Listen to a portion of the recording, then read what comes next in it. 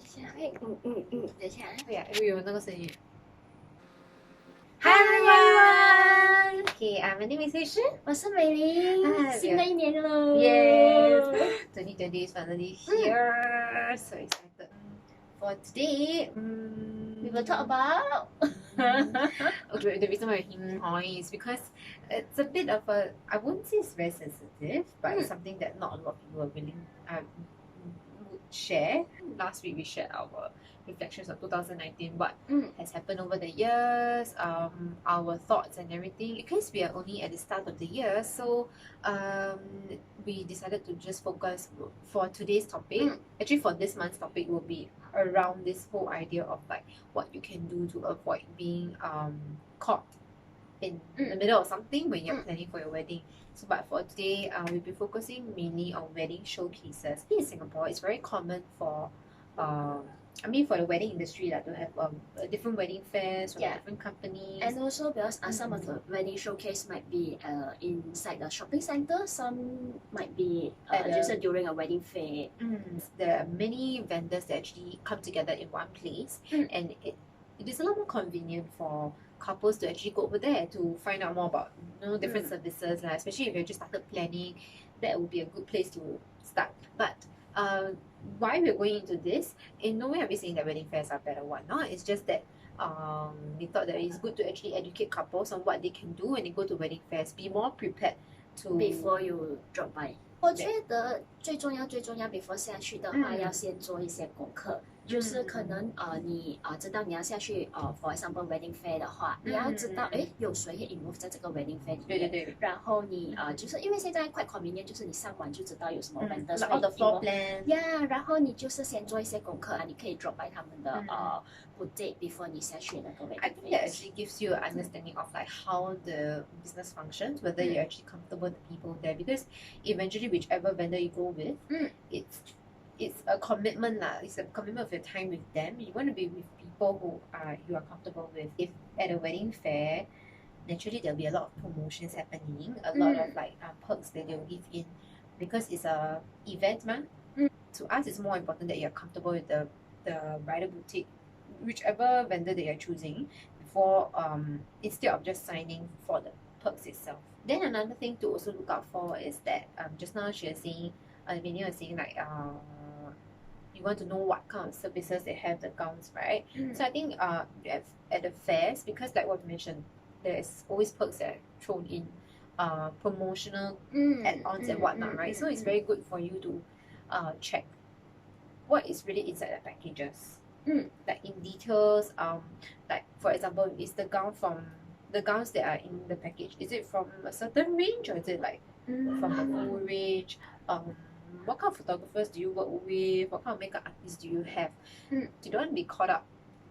And like also surprise, right? Like suddenly, oh my goodness, it's 不 different 想 from 要 what? 可能那个 promoter that talk to 你的他 over promise。Then when 你下去店的时候，那个 service staff 跟你讲，其实我们没有这个 services，你会觉得为什么是这样子的？Then 你要找回那个 promoter， 可能到时候他已经是不在店了。Which really bring us to the third point, that the person that you're talking to at the event, is it a part-time promoter or is it a full-time promoter? 如果是 part-time promoter 的话 ，maybe 他就是可能在 fair 做1-2天而已。Then after that， 你在店是看不到他的。这些 promoter maybe 他等下跟你讲的东西，因为他不了解整个店的运作。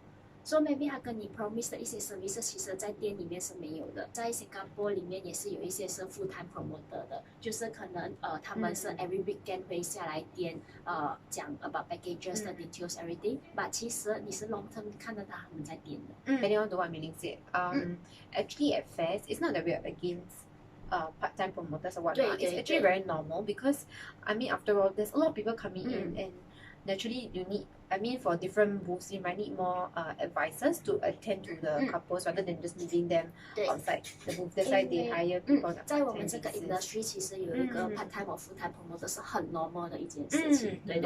对，只是在这个live video 跟大家 sharing 一下。对 ，what are the areas that it could happen? So like, if you're talking to someone on a part-time basis, maybe you can check first.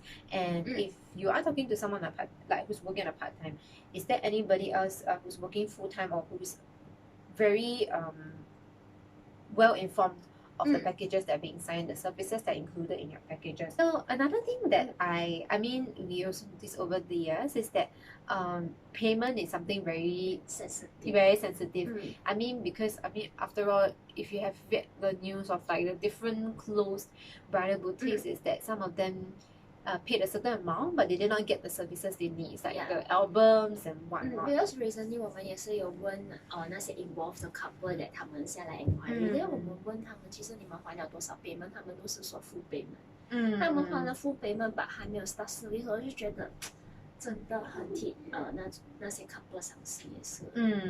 Because like it's. Can you imagine like if your wedding is in 1 month's time, you paid everything but you get nothing out of it, and you need to pay extra.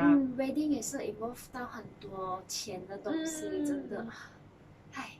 So 不要因为他当天那个person who talk to 你的，他跟你讲 ，OK， 今天你还full amount， 我可以扣一个1500块，或者给你 extra perks， 或者你可以 enjoy 多一点的cash rebate or whatever。真的不要因为这些东西make一个full payment。The reason why or rather couples prefer this mode of payment, like they're paying a certain percentage and then after that they then pay. You start service, then at least you get something like 你再 Correct. 那个 balance. Because at least for the couple, right, you know that the couples are protected in any case. So if let's say you pay a 50% payment or like percentage and then something happens along the way, at least you haven't paid the full amount and then there's still time there's time to actually fix it, and you know that you haven't made the full payment, so you're kind of protected at the same time.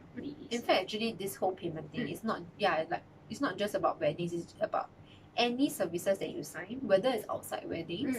If there's a proposal to make a full payment and after that you can get something out of it, something is off lah. You really need to. No matter 是 like wedding planning it is too services or good to be whatever. true. It is really too good to be 真 true. 的真的。Another thing that we want to highlight is having everything in black and white. OK， 就是 for example 今天，因为有时候你们在讲 packages 里面的 items 的话，你们是用口讲，just through conversation. So anything that 那个人 promise 你的，一定要他 black and white 写在 invoice 上面。我跟他讲 OK， 我们这边的dresses everything 你都可以选 full range 的，所以之后你来选衣服没有 additional charge。所以这些他讲 ，but 他要写。对，你要看得到，OK，invoice 有这样子写，at least 你下去的话，就算那个 person who talk to 你的话，他跟你就是跟你讲了的东西 ，at least after that 你 service 的话可以 show 他那张纸。Because highly likely is that during like the conversation at the event, you know, a lot of things are being exchanged, and not everyone the 气氛 like so high and everything. There is a very high chance, not high chance, there is a chance that the advisor may forget what you have said. There's a chance that you might forget what you have said. 通常我们也会重新跟 customer go through，but 可能 go through 那个人不是 the person who 跟 couple 聊天的，所以我们其实也是看回那个纸 to explain 多一次。I think when you go to these kind of fairs, it's also good to find out how is the process like. So let's say, for example, the person you are talking to, is that person going to be with you throughout the whole wedding to choose the wedding gowns for you? And if not, then what's the next procedure is? Yeah. Who is 就是谁会 follow up with 你 after 那次你的？然后你可以怎么样联络那个 company， 或者是出什么方法可以联络到那个 company 也是很重要。